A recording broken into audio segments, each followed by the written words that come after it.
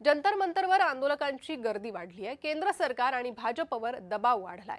विरोधकांच्या पाठिंब्यानं देशभर आंदोलनाची व्याप्ती वाढली आहे। सीजेपी आंदोलकांचा मागे हटण्यास नकार आहे। आंदोलकांनी मागे हटण्यास नकार देत जंतर मंतरवर आंदोलन सुरू ठेवलेलं आहे आणि हे आंदोलन आणखी तीव्र करण्याचा निर्णय घेतलाय। आंदोलनस्थळी तरुणांची गर्दी वाहू लागली आहे। केंद्रीय शिक्षण मंत्री धर्मेंद्र प्रधान यांच्या राजीनाम्याच्या मागणीसाठी काढलेल्या या मोर्चात विद्यार्थी, तरुण आंदोलकांना पोलीस आणि निमलष्करी दलाच्या जवानांकडून झालेल्या क्रूर मारहाणीचे देशभरात तीव्र पडसाद उमटले।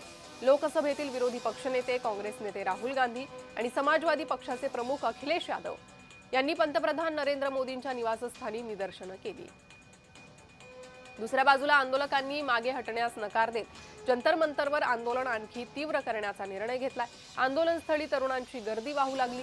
आंदोलक आणि विरोधक यांच्या आक्रमकतेमुळे केंद्र सरकारवरील दबाव वाढल्याचं चित्र आहे।